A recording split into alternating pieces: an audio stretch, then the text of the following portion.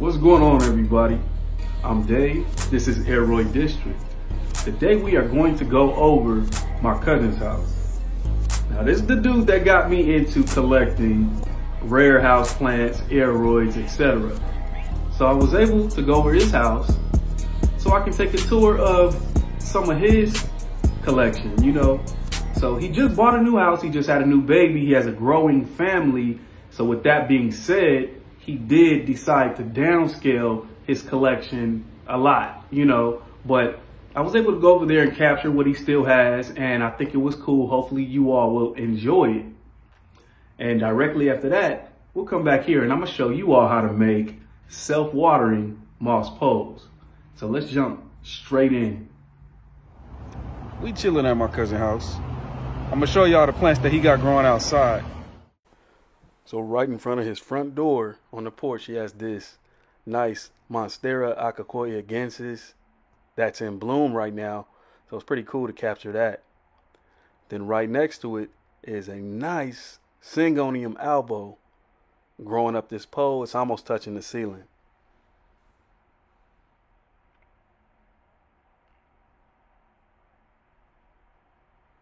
So I like how his front yard is enclosed, so he's able to grow, a lot of plants out here, which makes it a lot easier when it comes to care. But these three succulents that he has at the top, so this is a Euphorbia amic.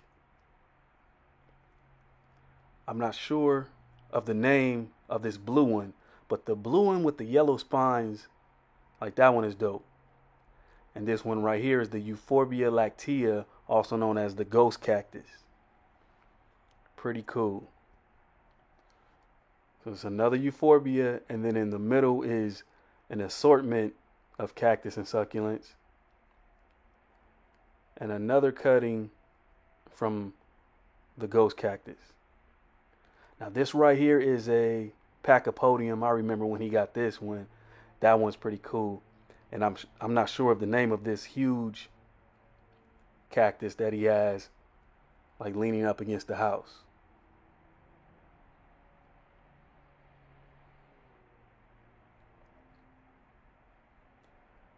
He has another ghost cactus. I got mine from him, so these do well. These are very easy to care for.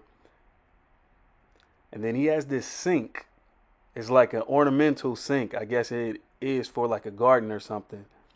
But the way that he just stuck his cactus into this sink right here, it looks so dope.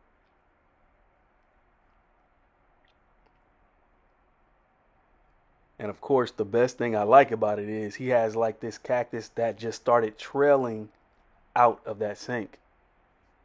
Now that's pretty cool.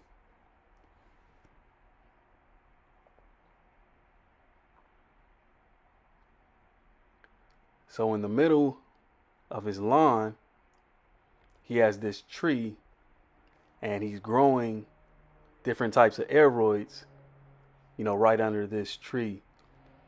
So I assume that tree provides a good amount of shade during the day. But check out this Philodendron golden dragon. Oh man, that one's going to be nice as soon as it, starts to connect to the tree, if he ever gets it to do that. Then I see like a Syngonium tricolor.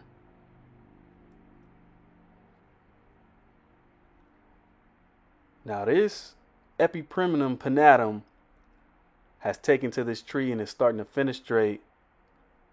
So I think that one is going to be crazy about this time next year. And a Rhaphidophora tetrasperma on the other side.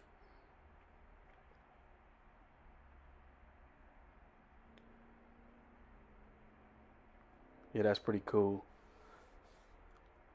So again, he's utilizing this tree. He has these hanging plants. He also has the string of pearls variegated and this really nice string of hearts hanging from this tree. So this man is over here on the grill because we have a family barbecue going on today. But I just wanted to ask him what plant does he think is the best out right now. Dopest in the game? Like the dopest plant. And I feel like I know what you're gonna say. Oh man. Honestly, it's probably, to me, it's probably a basic right now. What? A Raffi's Palm. A Raffi's Palm? That's like the dopest shit to me. Wait. Oh, the Raffi's Palm. That's the one that Going over there. yeah, that's the one that Dustin got. That's the one that I hooked up for Dustin over there. When those get big, man, them is hard. Like, that's like the dopest shit. I thought that you was gonna say the variegated billy tie. Oh, that joint is hard. But I'll kind of come off of the super exotic stuff a little bit, just because, man, that should be like, it'd be too stressful. Like, oh yeah. Worrying about, is this bitch gonna die? Is it gonna revert? What's gonna? Man, give me some of these basic shit and let them go up. But that's also because I've been on my outdoor shit more. Right. Just make life easier. You know what's another dope ass one? What's it? Variegated plumeria. Okay, I seen those. I seen the variegated plumeria. It's on the variegated money tree. On the variegated money tree. Yeah, the variegated money tree is not that impressive to me, but I like the variegated plumeria and the variegated hibiscus. Okay, I haven't seen the variegated hibiscus. They look similar. Those is dope. But that plumeria. So he is actually lucky to have this huge jacaranda tree right here in his front yard. This is what provides shade so that he's able to transition a lot of the indoor plants out here to the yard. So let's go indoors and check out a few plants. This right here is a nice little Mexicanum, Philodendron Mexicanum. Below that is a Philodendron Gladhands. And this one right here is the Philodendron Atabapoense. So I do like how he has, just a nice assortment of plants amongst all of this artwork. Some of the artwork he made himself. So that was a nice Monstera. And check out this Philodendron Silver Stripe. If you look at the pot that this plant is in, that is like the proper way I would like to display my Philodendron Silver Stripe. So I think that one is the Philodendron Narrow. Philodendron Bilietiae. And Various Sansevieria. And this plant right here, I'm not sure what it is, but it's possibly a Philodendron Tripartitum. Next to that is a Philodendron 69686. And to the left is a Philodendron Pluto. In this corner, he has a nice fiddle leaf fig with Syngonium Mojito and a few others. And this is like a nice, leggy but tall Philodendron Tripartitum. So I want to highlight some of the art pieces that he made himself. I think they're pretty cool. And I think it's a good thing that, most of my family, we know how to express ourselves in many different artistic ways. And, this dude knows how to draw and paint. So I think these pieces are pretty cool. So I'm going to show you all how to make these moss poles that I used to make in the past. So last year, 2021, at my old house, I used to make these moss poles, and I even made some self-watering moss poles, but eventually I didn't like the way that they look. I was using this stuff right here. So, people often use this black chicken wire material. It's made out of some type of a plastic, but I would use this stuff and I didn't like the way that it looked because it's very distracting from the actual plant. And I also got discouraged from people who would come over to my house and then they would see my plants and they'll see this sticking out of the plant. And they don't know about plants, so they didn't know what that was. So they're like, what is this hashtag looking stuff just sticking out of your plant? They don't really understand what it's for, So as far as decor and in my living quarters, I didn't like the way that the DIY moss poles look because you don't really get to highlight the look of your plant. And that is the reason why I started using these more natural looking moss poles because, you know, they definitely give you the jungle vibes. They look natural. I think if someone didn't know about plants and they see something like this, it's not going to distract them from the actual look of this nice plant. That's just my opinion. That's why I stopped using them. So just for the educational purposes, I'm gonna show you all how I make these moss poles. And plus I'm a little bit excited because I found this new white colored chicken wire on Amazon. It was just ample opportunity for me to, you know, show you all how I make a moss pole. And maybe I'll continue to make a few more moss poles because I feel like this being almost like a white, but it's sort of clear. So if I make a pole out of this stuff and I put it in my plant room with this white color, I feel like it'll match what I got going on in there. Okay, so first you want to cut your desired length. I feel like this one is about 7 or 8 inches wide. And as far as the length, it looks like it's about 2 feet. And then you want to cut you another sliver. And this one should be less than half of the width of this one, you know, because what I'm going to do is I found some leftover wicking string under my kitchen cabinet. And the whole purpose is to take this smaller little strip and wrap some of this string around it. And you want to place that inside of your moss pole before you tie the moss pole up. So simple thing. And then you want to leave a long string down so that it can soak up the water inside of whatever you pot it in. So we'll get more into detail, or you can probably understand what I'm talking about when you see me do it. Okay, so I feel like I got everything I need to do this. I got the clear colored zip ties. I got a bunch of wet sphagnum moss. And I'm adding some cocoa chunks to this moss pole because I'm not about to use so much sphagnum moss. It's too expensive. So you take your little strip and you get some of your wicking string. This stuff is pretty cheap on Amazon, if y'all was wondering. And I'm pretty sure you can use some shoestring if it's thick and if it's made out of cotton. Take your strip, you're gonna tie it.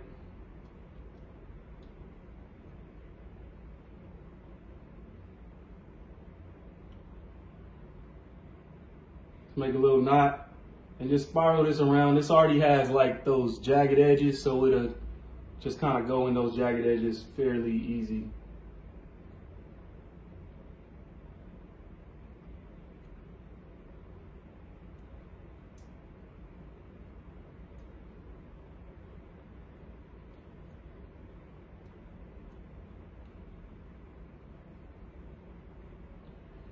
And you can kind of do whatever you want. You can loop it through the hose if you feel like that's more secure for you or whatnot, but I'm just trying to hurry up and make this.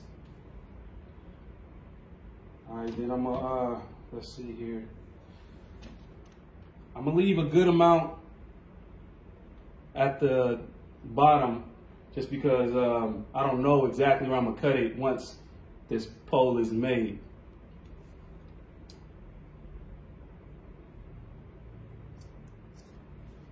All right, so I got a pretty long length on it. What I'm gonna do is tie a knot at the bottom so I can kind of just secure it.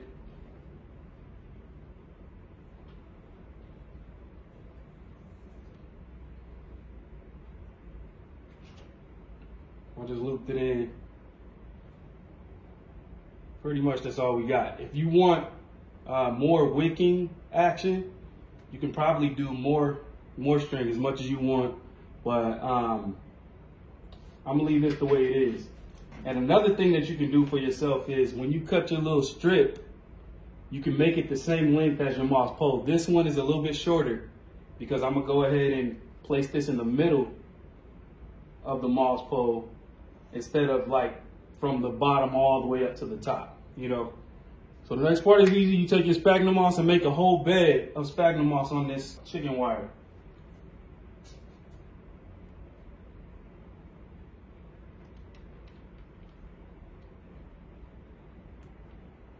I'm a little bit stingy with my moss, so I'm not gonna put a lot, you know.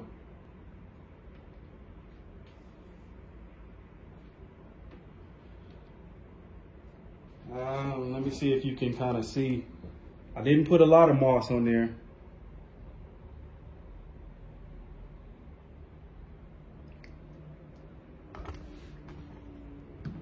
And then what we would do next is I'm gonna sprinkle some of these. I want something solid inside of the moss pole so that the roots can really attach to something chunky.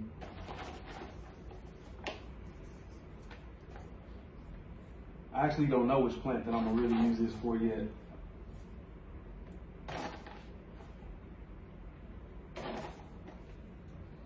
All right, so we sprinkled some cocoa chunk in there.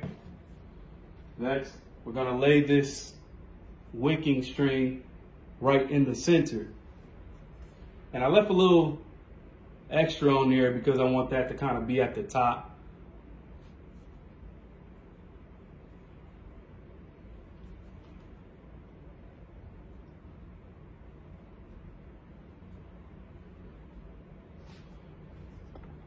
So, as you can see, we got that snug and in the center right there. And then what you do after that is put a second layer of moss on top of this and make sure the extra string is hanging off.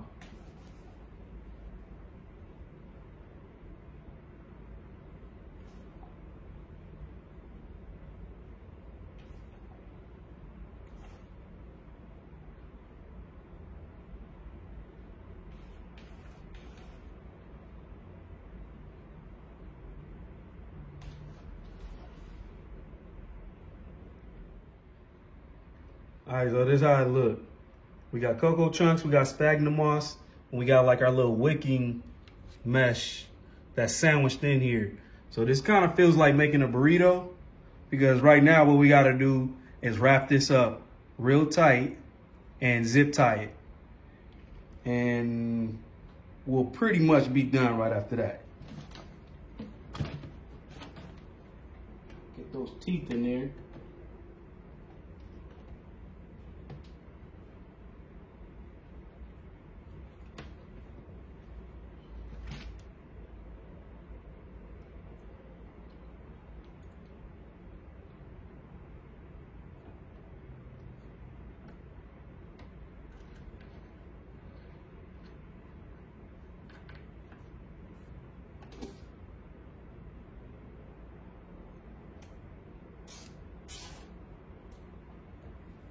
So we got our first tie done.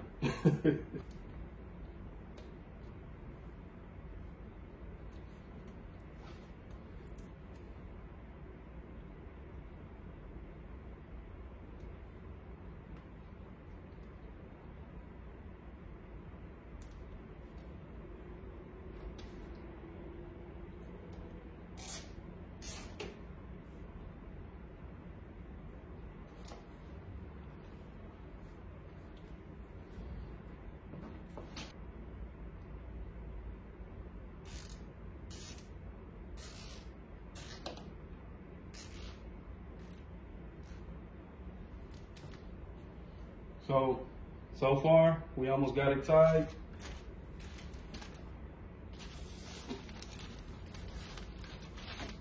And the only difficult part about it is trying to wrap it as tight as you can, you know? And I kind of just, you see me using my teeth to hook the edge of this zip tie so that when I loop it through this mesh wire, it can go in and come up. The jagged edges on this wire, they will kind of try to feed into each other, and that'll make some slack within your pole. You want to make sure that they lay flat on top of each other so that this can be wrapped tight, you know? So you'll see me, I'll try to pull this together as tight as I can. Then I'll take a wire and try to loop it in. And then, you know, zip tie it as tight as you can. You know, you do that all the way down. If you have parts like, places like this where it's sticking up, you can tie it down with another tie if you choose to. So this is how the pole looks. and kind of pull in close.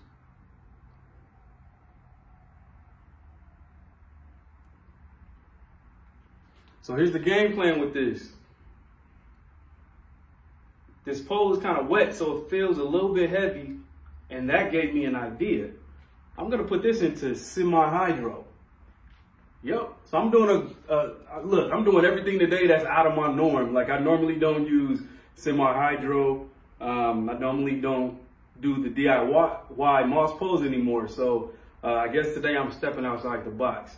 And what I'm gonna do is, I'm gonna take this to-go container and I'm gonna do a semi-drainless, and I'm gonna put this in here. And the plant that I will be using is, let's see, these Manjula pothos cuttings right here. And the reason why I'm using the Manjula pothos is because it's less of a risk. If anything's going wrong with the semi-hydro or the moss pole or whatever the case may be, I already have another cutting of these in my kitchen, and I have another pot of these out in the greenhouse in soil. So these cuttings already have water roots. So I figured I'll use LECA and try to see how this moss pole gets along well with a semi-hydro setup. Let's do it. Hey, let me show y'all how messy I am. So, I got some natural, I don't buy horticultural charcoal anymore. I buy like the big bag of natural charcoal that you barbecue with, because you get like a huge bag for like $12 to $14 at Home Depot, compared to the horticultural charcoal. You just get a small bag for that same price, maybe like $15 for a small bag. So I took these big chunks of charcoal that you barbecue with, and I tried to blend it up in my little smoothie maker. And it's just a mess. But the whole point of this is I want to get a little bit of this at the bottom, because since this is going to be drainless, I want some charcoal down there by the reservoir. So let me get some of these smaller chunks. Put that in there. Let me see if I can break off, some good little pieces. That ain't breaking off. That'll be enough. And I got some LECA right here.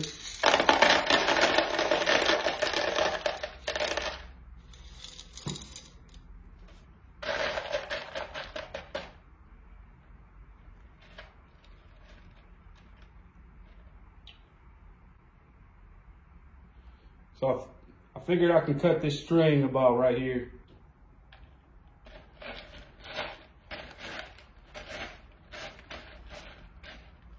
Whatever. Try to put this in the middle of this container just to balance the weight.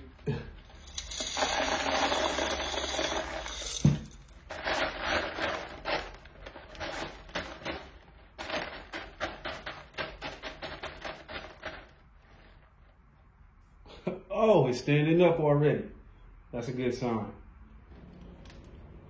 So I got 3 cuttings that I'll be working with, and they got pretty decent water roots on them.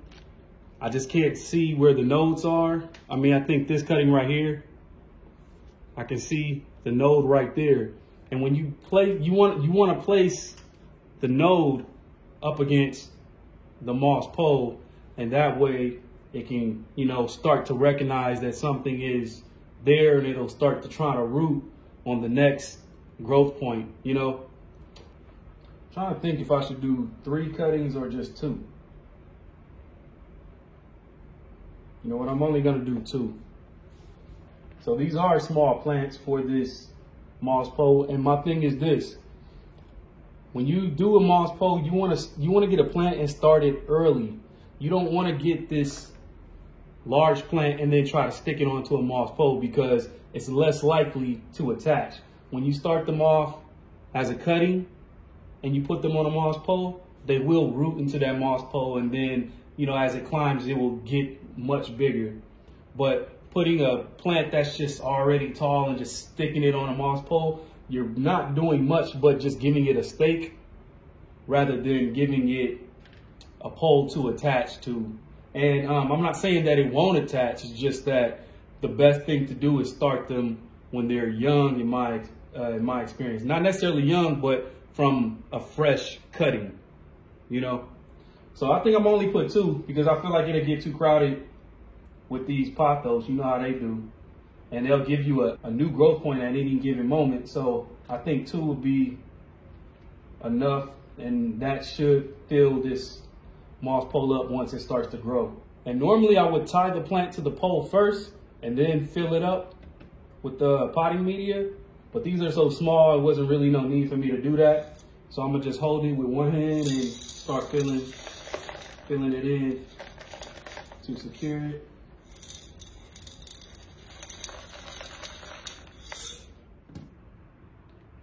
All right, so this is how it looks. I use decorative rocks at the top to make this container heavy, but all beneath that is leca. And you see the water reservoir down here with the wicking string. So every time I'll fill it up a little bit above that wicking string. And all of those water roots from this Manjula pothos will eventually travel all the way down here. And this moss pole should start, soon as the moss starts to dry, it should start wicking up the water from below, and it'll be moist enough, it'll remain moist enough for this to attach. It's not gonna just be completely wet from the wicking action. It's not gonna just stay all the way wet, but it will be moist enough for it to be considered self-watering. So yeah, this looks all right. It's a lot less distracting than one of those black wired moss poles. Just this white color with the clear pot. It complements the plant a lot better in my opinion. So hopefully you all learned something. So it's been 7 days since I made this. And I can say that the self-watering function has been working well, because even all the way at the top, this moss is still moist from the self-watering functions. But I would say that you have to refill the reservoir very often for it to, stay like this, because I noticed that the reservoir will be empty within about 4 or 5 days. So I just refilled the reservoir maybe a couple days ago. So here it is, it's doing fine. It is definitely functioning well. But I will say, after a couple of days of just seeing this, I don't really care for the way it looks. I'm more so inspired by the natural wood pieces and, just more of a natural look. I don't like this material, this crepe material, it looks better than the black, but something about it, I don't know. It's a me thing, it's not the pole at this point. But when it comes to these type of self-watering moss poles, they work well with a self-watering pot. So let me show you a pot that a moss pole like this. If you decide to make one of these, you might want to have a pot. You might want to have a self-watering pot like this. Because when you make that pole and you have that wicking string, you can feed that wicking string into this reservoir and you're able to go ahead and fill this up whenever you want. By the way, this is my El Choco Red, and it is just popping right now. This is the newest leaf that it has. This was the first leaf that unfurled after I acclimated it from the Ecuagenera import. But yeah, self-watering pot like this, you can feed that wicking string down into here, and it will provide moisture for the pot and for that self-watering moss pole. So shout out to my Instagram friends, my homegirl Sheena and my homeboy Mike from West Tex Aroy Man. That's his name on Instagram. When I tell you, he is the pro at making moss poles, and he has like a whole indoor collection that him and his family have, and his page is so dope. Y'all gotta go follow West Tex Aroy Man. I'll put the name up right there. And that's my guy right there. We were supposed to collab on this video, but I didn't get any footage from him in time for me to go ahead and release this. And you're gonna be hearing more from Mike, because this dude is so cool. That indoor greenhouse and all the moss poles that he has, I have to feature him on my channel. But that is all that I have for you. So hopefully you enjoyed the video. I'll be back soon, and I'm out.